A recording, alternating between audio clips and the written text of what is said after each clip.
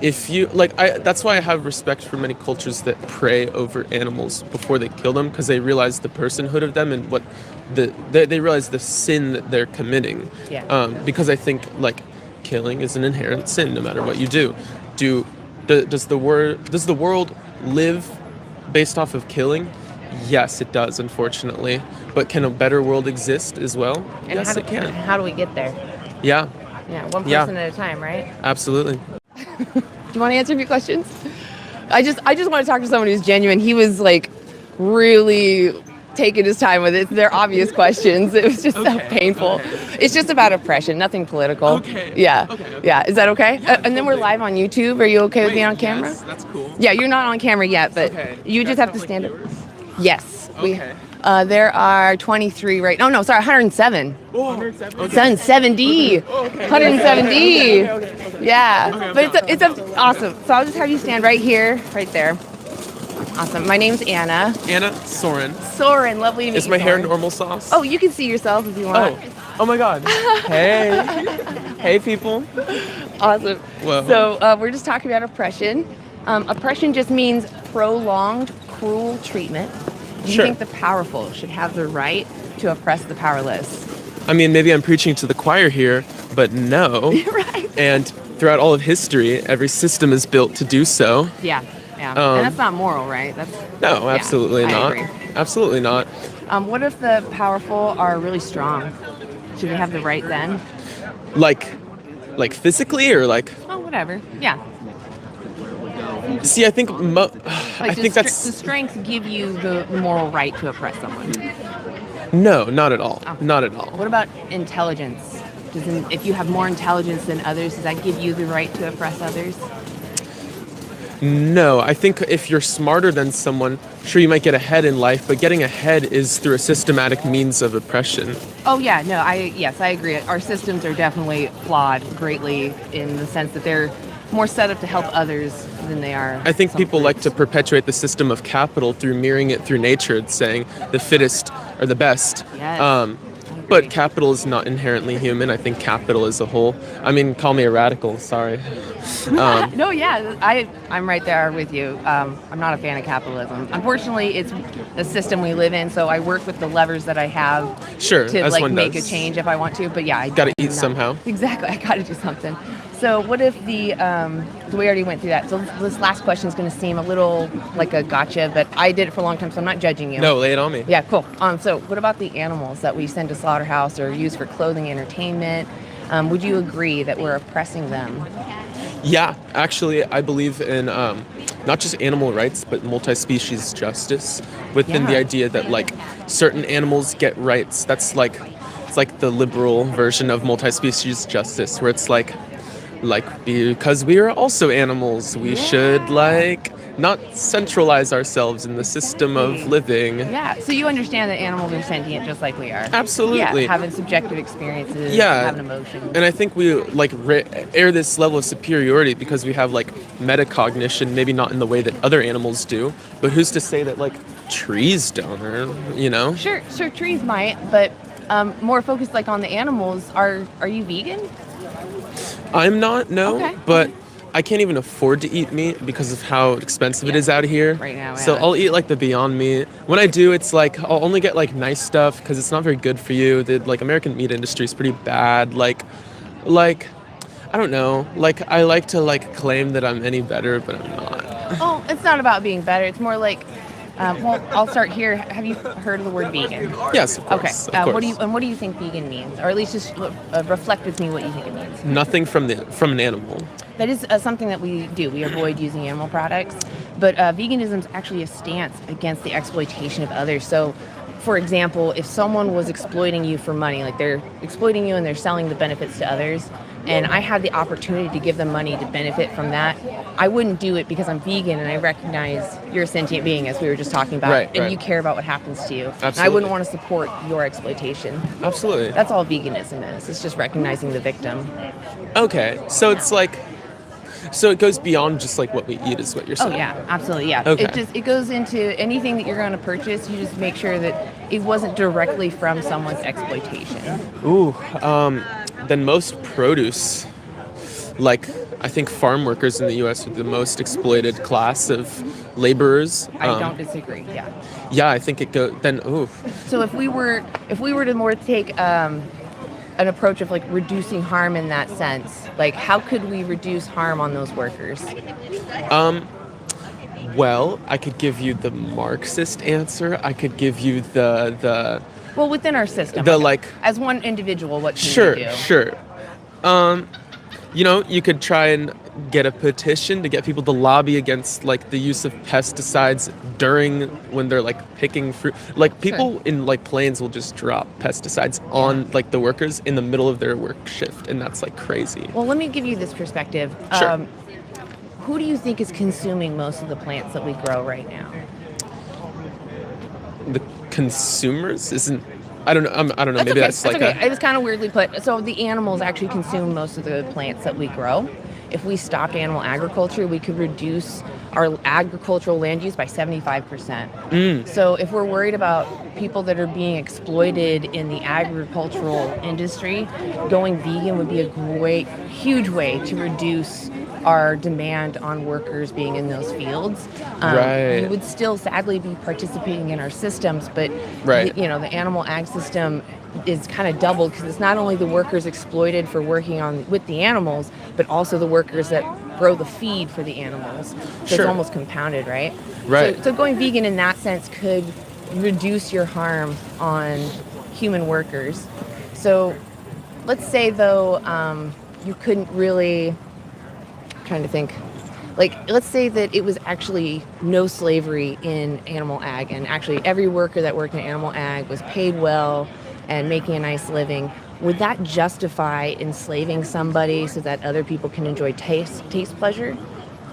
No, I don't think so. I think I think like because it brings up the morality of like because at first I think you were trying to come at the framework of like not doing this out of empathy for other humans, but I think like Well, I kind of read that angle. Yeah. So it's kind of a perk of veganism is that No, I it hear does it. help I hear benefit it. humans.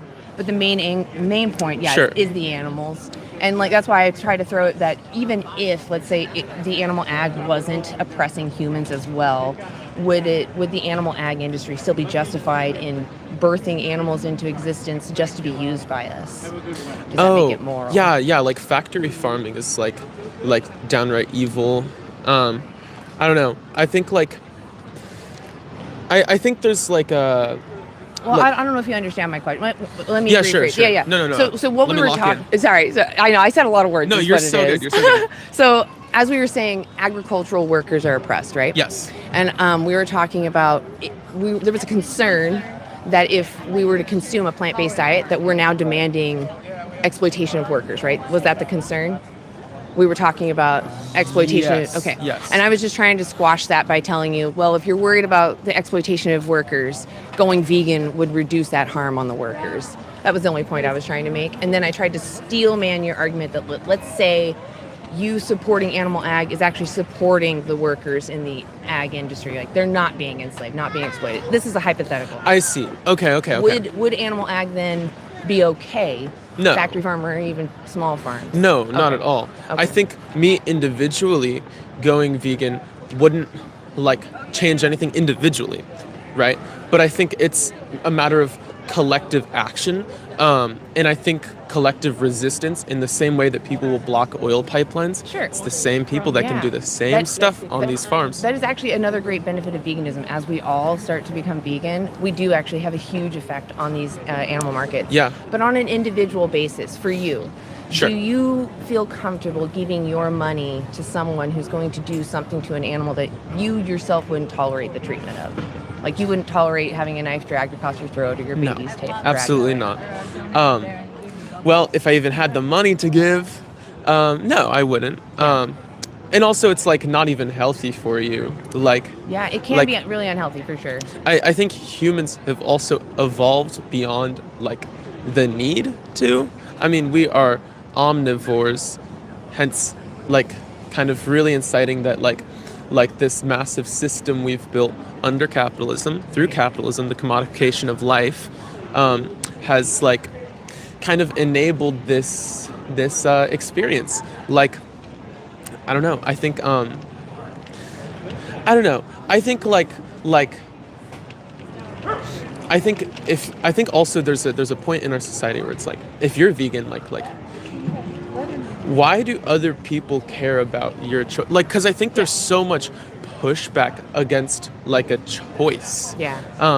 I think it's because I'm talking to you, right, for example. Right. And because I'm questioning your principles and showing that Sure. if you're not vegan, you're living out of alignment, that can create what's called cognitive dissonance, this uncomfortable feeling. No, absolutely. But we Yeah. have to face those uncomfortable feelings. Absolutely. That's part of being an adult, right? Absolutely. But yeah. I do think that humans have been kind of lulled into their routines, if you will. I hear you. So they're really comfortable, and change is hard and scary, even little change. I hear you. Yeah. I hear you. Yeah. Yeah, little change. Yeah. I think by default, I'm like fairly vegetarian. I'm like sometimes pescatarian.